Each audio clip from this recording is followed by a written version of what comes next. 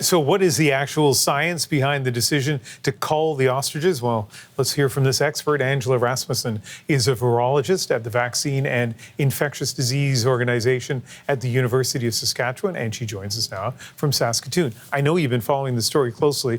First of all, what do you make of the CFIA's decision to cull these ostriches? Well, I do think it's the appropriate decision. We have mountains and mountains of evidence where we know that depopulation or culling is really the first line of defense for stopping the spread of avian flu between different poultry farms and populations of birds. Also, it's the best way to reduce risk to humans and other animals from this virus. In addition to that, Canada is party to trade agreements in which we have actually agreed to respond to avian flu outbreaks with what's called the stamping out policy, or mandatory depopulation of flocks that have been infected. So this is really both scientifically and legally, I think, the right thing to do to reduce the risk as much as we can. Yeah, you're a leading expert in this field. You have no political agenda when it comes to analyzing science. So I want to put to you something we heard from the spokesperson for the farm, saying that these birds have been healthy for more than 200 days, that they're probably building immunity to avian flu, and therefore not only should they not be culled, but we should actually be preserving these ostriches. When you hear that, what's your reaction? Well, my reaction to that is that it's not really accurate. So in ostriches, disease severity is based on how old the birds are, and these are all older birds. Older birds tend to not get very sick when they are infected with avian flu, at least in the few experiments that have been done with this and in our observations at different ostrich outbreaks. So you can't really tell if the ostriches are sick just by looking at them. You also can't make the assumption that they're going to develop protective immunity against a reinfection because often these older ostriches that don't get very sick don't develop antibodies against the virus. So we actually don't really know if these birds do have protective immunity if they had been infected before. We just have to assume that they could have been infected and they may still be infected. All right. Well, with all the claims that are out there, it's really nice to be able to put some of this stuff to you. And with that in mind, let me ask you about the former TV host, medical doctor, and now U.S. health official Mehmet Oz. He's opposing the cull. And I want to read you one of his quotes from today. They, that's the ostriches, they have secrets in them that we can learn from. And it makes perfect sense for America and Canada to cooperate on this. What's your view as a virologist?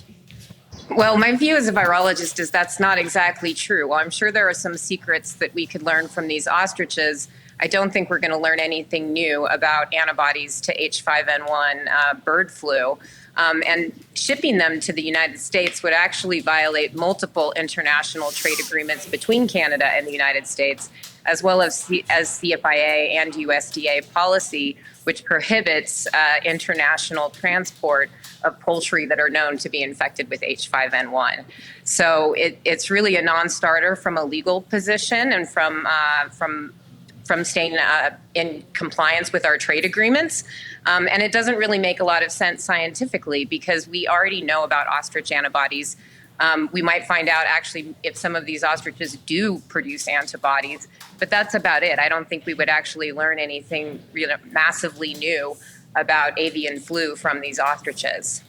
I know you're a scientist, not a sociologist, but I also know you follow stories like this very closely. Do you have any idea why this has become such a cause célèbre among some people in Canada and especially the United States? What's going on here?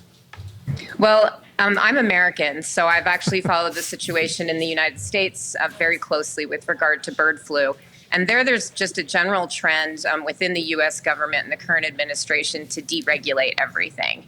In some ways, I see this as a way to sort of push off the yoke of government regulation, which is actually very important. Government regulation doesn't exist to oppress people.